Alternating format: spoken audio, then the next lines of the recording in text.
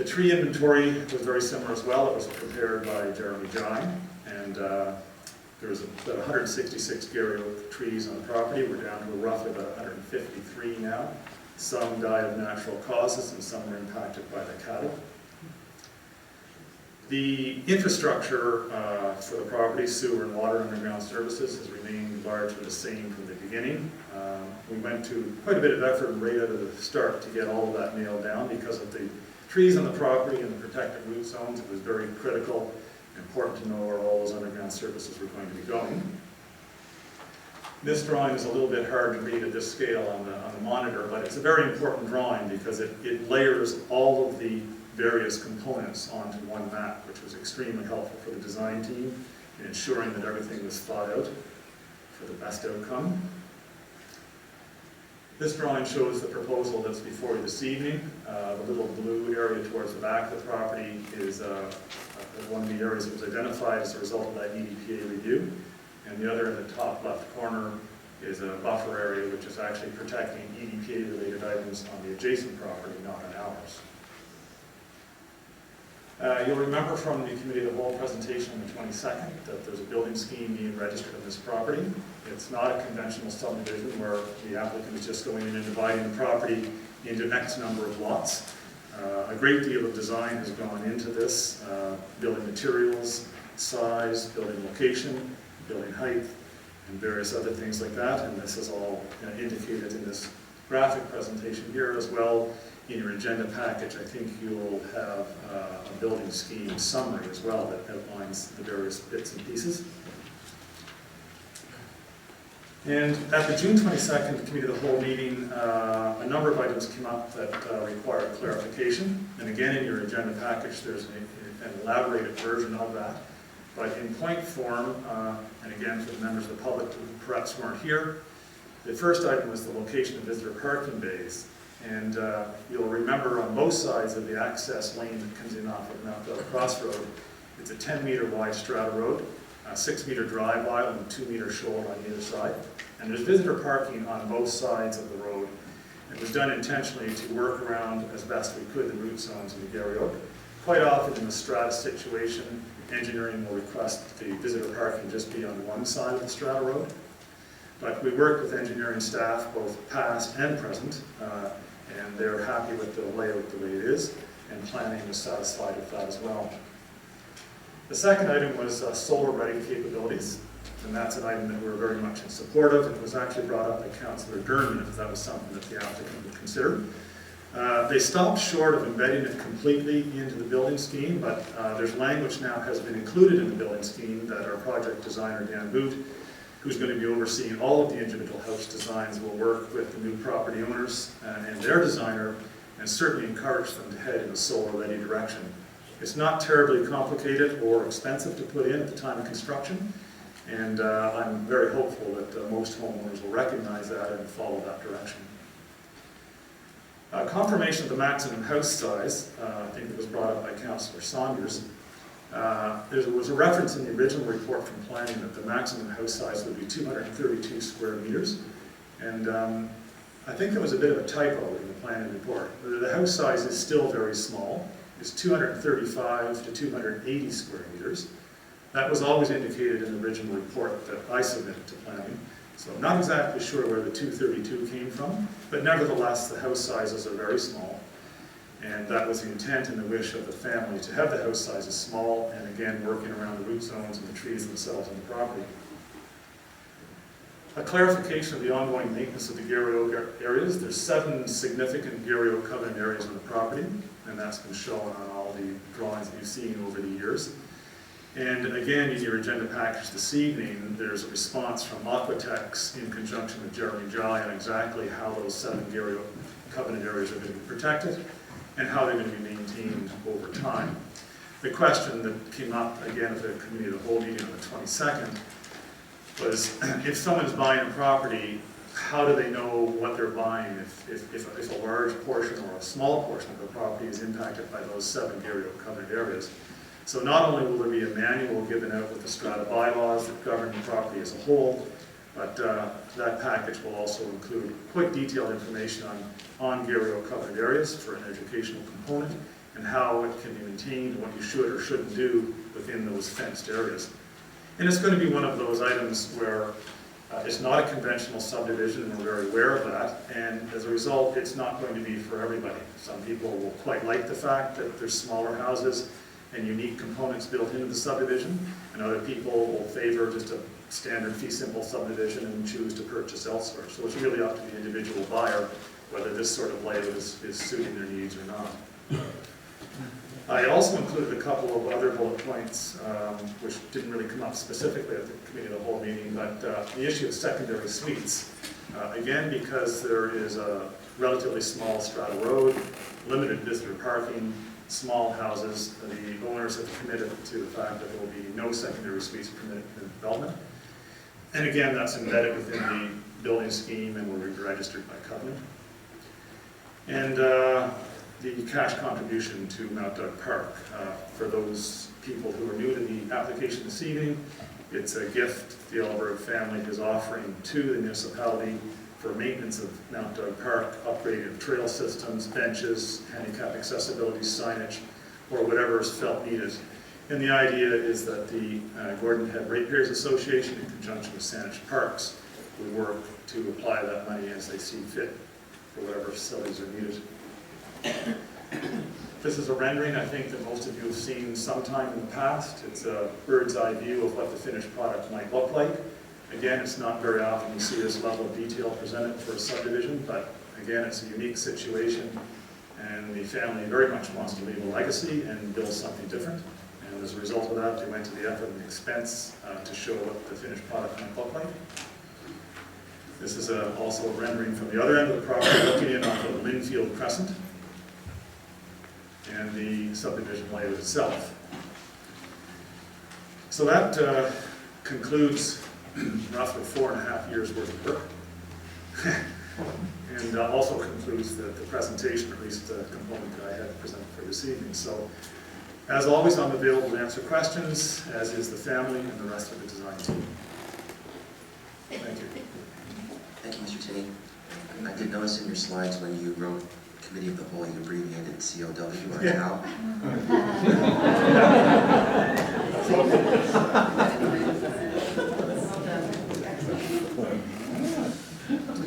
Councilor Sanders, you have a question? Thank you, Mr. Mayor. Through to Mr. Tinney, please. My question wasn't the size of the lots that was going to be built. I was looking for where are they in the recommendation, the covenant, and in the building scheme. Where is that? That's the size of the houses themselves? Yes. Yeah, it is. If you have the current version, which I'm assuming was passed on from planning to your agenda package, it is on.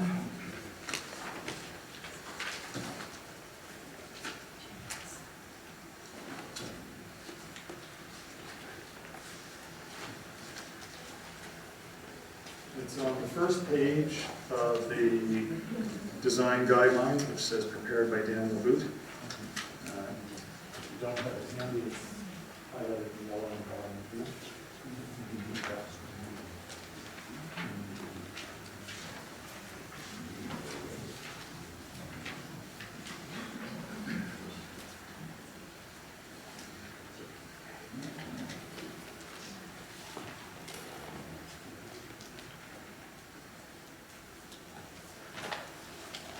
Have you found what you're looking for, Council?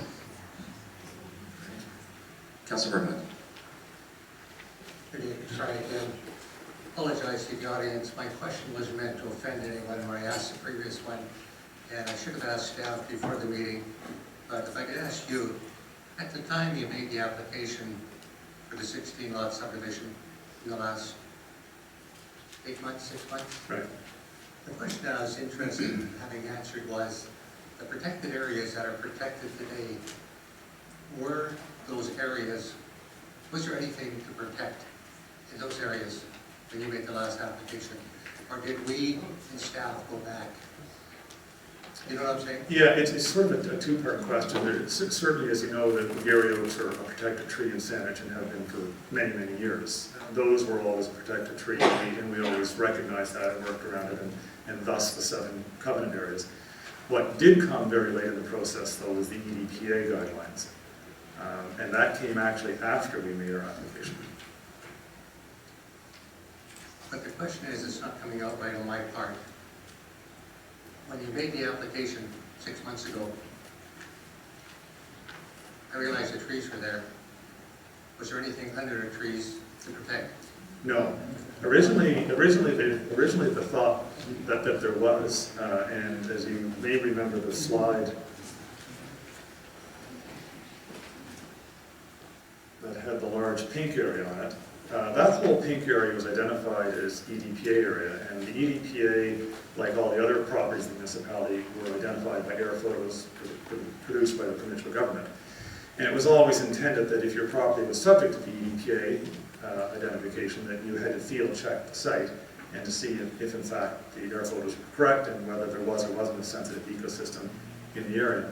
And in this instance, the property wasn't. Yes, it has Gary oak trees on it, many of them, but it's not a sensitive ecosystem. Thank you. Councillor Haynes, you got your hand up? If I may please, through the mayor, I'd just like to clarify the item on the Gary Oaks. I see in your first reference that in 2011 there were 166 Gary Oaks on the site.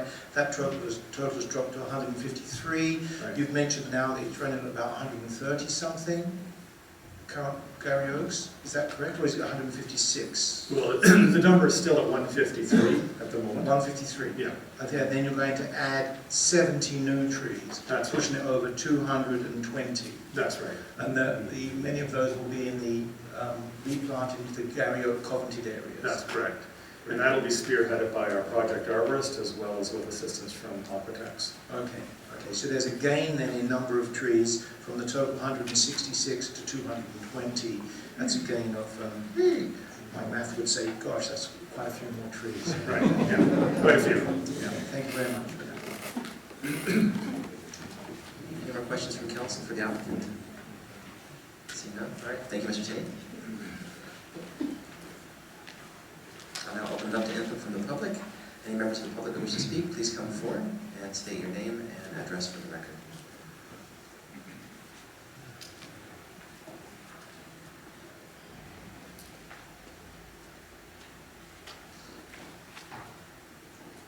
Mr. Mayor, Council, my name is Robert Boyd, 4173 Linfield Crescent. Is immediately adjacent to the property on the end of Linfield.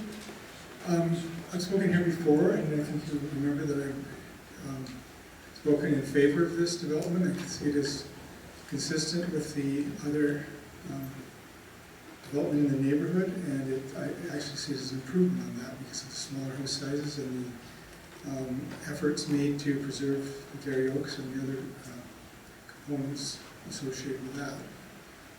I do have some questions, and they're related to the parking on the Linfield Crescent extension, where the 2 fee simple lots are. I may not have been clear about this, but I believe at the previous meeting it was stated that there was no parking on that extension. So my question really is related to parking, and secondary to, or following on the statement Mr. Tim made about the no secondary suites as a covenant on the property. I want to clarify that whether or not that would apply to the 2 fee simple lots as opposed to the Bearland Strata lots. One of my concerns is that along Mercer Avenue, Mercer Place, which was the west side of that was developed fairly recently. There are a number of secondary suites in there, and from my understanding is that most of the cars, the vehicles we see parking on Mercer are related to the tenants.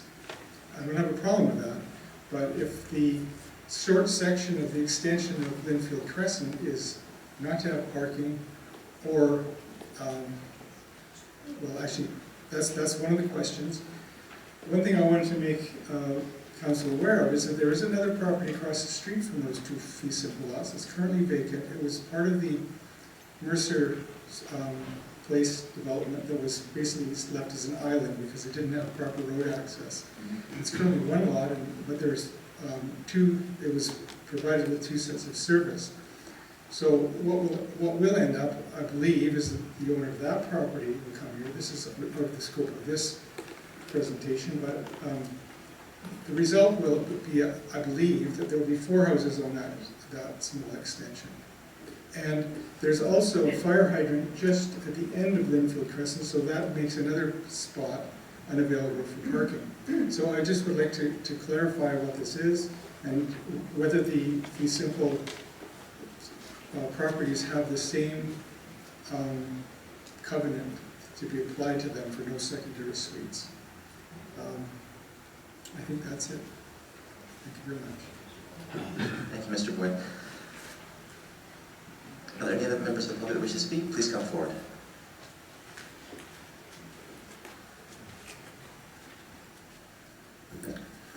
Thanks for giving me the opportunity to speak to you folks tonight. Mark Fukabrat, 4117 Mercer Place. I certainly support this subdivision. I've been working to try and move this thing forward for quite some time, along with many other leaders in the community. And we do have a petition that's been signed by 365 people that actually support the 16-lot subdivision. I just thought I'd throw that in. I'm not an expert in subdivisions, although I do have some friends that are in the planning business, and they tell me that this is about the nicest subdivision that's been put before Saanich in a very long time. And my feeling is that this property, no matter what happens tonight, but this property at some stage in the future is going to be developed. And the proposal that is before you, I think, is by far the best that we could possibly hope for, simply because I believe that the landowner, of course, does not have any land costs. So they do not have to maximize the house size to get a return. So this is what, to me, as a neighbor to this property, is going to be very pleasing, is that the lot sizes are, they are RS10, but they're certainly bigger, many of them, than the minimum lot size. And they're certainly bigger than the lots across the street on Mount Doug Crossroad, which is RS8. They're certainly much bigger than the ones at the corner of Livingston and Mount Doug Crossroad, which is RS6. So we're looking at pieces of property that really maximize not the land use, but the land, if you will, and the land for people to enjoy, homeowners as well as neighbors. So I see this as a fantastic plus for our neighborhood. So I really hope that tonight that you folks see to it that we can get this thing approved. You know, if it doesn't get approved, there is a possibility that there will be cattle again. And that is going to be disastrous for our neighborhood for another, however long it takes to reach some sort of other decision. But I just wanted to remind folks of that and the fact that you know, we can get back into all of the things around the Blue Dot program, the right to a healthy environment for all residents. So we do need to move past this, I believe, and sincerely hope that you folks can look to supporting this, and thank you for your consideration. Okay. Thank you.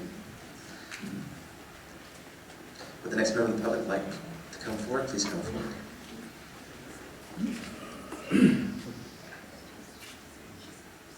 I am Keith Sketchley, an activist for what shelters humans, which is freedom.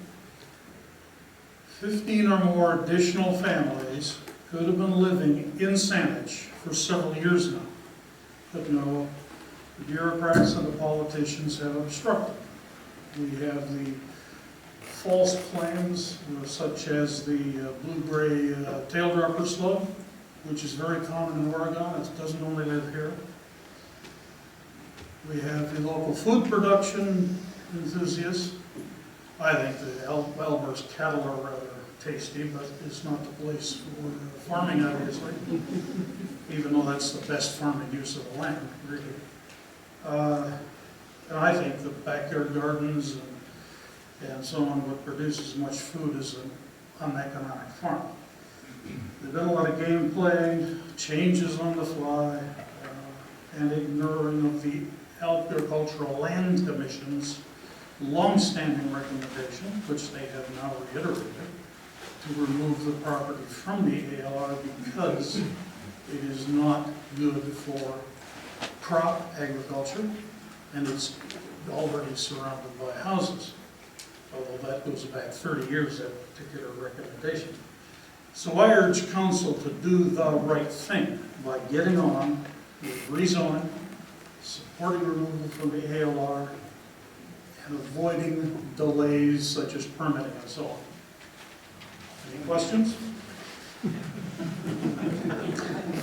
Thank you, Mr. Chancellor. Please hold your applause, please. It's for the benefit of all speakers in the public hearing that we have an unbiased microphone and audience. Thank you. Hello. Good evening, Mayor and Council. My name is Laura Lee. I live at 1513 Cedar Glen Road, very close to the property, Halbert property. I strongly support the subdivision proposal for a number of reasons. I like the fact that the lots are larger, the houses are smaller, and the fact that hopefully they'll be solar ready, and particularly the fact that many of the remaining oak trees can be saved, protected, and that new trees will be planted. I also want to acknowledge the family's generosity to donate $100,000 to the maintenance of the Mount Douglas Park trails, maybe invasive species removal, etc. Mount Douglas Park is one of the crown jewels of Saanich, and it's enjoyed by many residents of not only Saanich, but all of Saanich Peninsula and Oak Bay, Victoria. So again, I strongly support this subdivision proposal. Thank you. Thank you. Are there any other members of the public who wish to speak? Please come forth.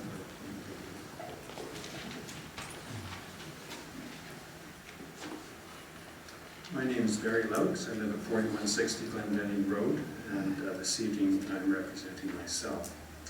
I've spoken to you before about this issue, so I will try to keep repetition to a minimum. I, however, would like to make 3 points. Firstly, I think with an important issue such as this, which is contrary to the goals of the overall community plan, Council should obtain an independent expert opinion rather than relying on the one obtained by the applicant. In the legal profession, I think it would be uncommon for two parties to rely on one another's experts. Expert opinions, legitimately, can differ and may depend upon the focus of the interest of the expert. One agrologist might have expertise in the growing value of different soils, while another might have a keen interest in urban farming and how to amend soils and create conditions for it to flourish. A neighborhood source of locally grown food is a wonderful asset. Mason Street Farm is a local example of an urban farm which has been producing food for 25 years, and those farming it are making a living. Halliburton Farm is another local example. Spin Farms, which stand for small plot intensive farms, are other examples. Relying on the opinion of just one expert does not let you sample the total potential of this property. One local agrologist, who is also an academic, feels this property is capable of being a productive and profitable vegetable farm. Secondly, I would like to encourage you not to justify the removal of this parcel from the ALR because Saanich is adding Panama Flats to the ALR. Because Panama Flats has been used for farming for decades, its addition to the ALR does not increase the farming land in our region. Removing the Mount Douglas property from the ALR, even with Panama Flats going into the ALR, would result in a net loss of farming land. Thirdly, I would like to ask that you contemplate the reason why there has been an application to add Panama Flats to the ALR. It is my understanding that our past council wanted to reduce the potential for pressure to be applied to future councils to remove parts of Panama Flats from agricultural use. Even though the Mount Douglas Cross property, that Mount Douglas Cross Road property is in the ALR, you are still experiencing that same pressure. You have also been exposed to similar pressures to permit industrial use on ALR land on Watkiss Way. Langford wants to remove a large amount of land from the ALR, and a Sydney Mall proposal also plans to remove land from the ALR. There is continuous pressure to remove parcels of land from the ALR. I am sure that each of you supports the ALR, but as elected representatives, you have been given the added responsibility to make the difficult and sometimes controversial decisions as to whether the ALR is to be protected. Thank you, Mr. Lux. Are there any other members of the public who wish to speak? Please come forward. Nigel Lottie, 1530 Mount Doug.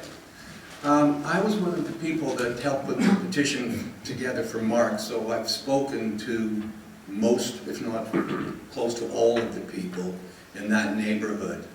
And their answer is pretty unanimous. What they want is grass, houses, trees, and kids.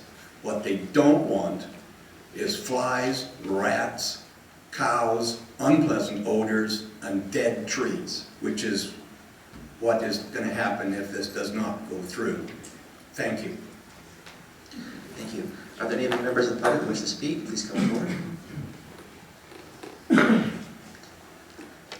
a lot of people in the audience there. Welcome. Mayor Otwell and Council, my name is Ted Lee. I'm at 1513 Cedar Glen Road. Many of our neighbors in our circle could not make it tonight and wish they could have. They all went on holidays or birthday parties or other excuses. So I'm a very strong supporter of the subdivision, and as it is with 16 lots, Mark and I and others have been working with the Allbergs for the last couple of years, trying to move this forward, trying to make it rational, trying to make it so we had very few cattle through this process. They were very cooperative with us, so we support the subdivision proposal. Thank you. Thank you. Are there any other members of the public who wish to speak?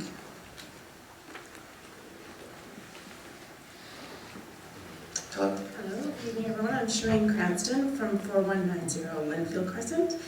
And lots of people have said lots of things. I just wanted to stand up and say that I'm really supportive of this proposal. I've been watching it really closely and paying a lot of attention, and I appreciate your consideration of this tonight. Thanks. Thank you, Ms. Cranston. Are there any other members of the public who wish to speak? Please come forward.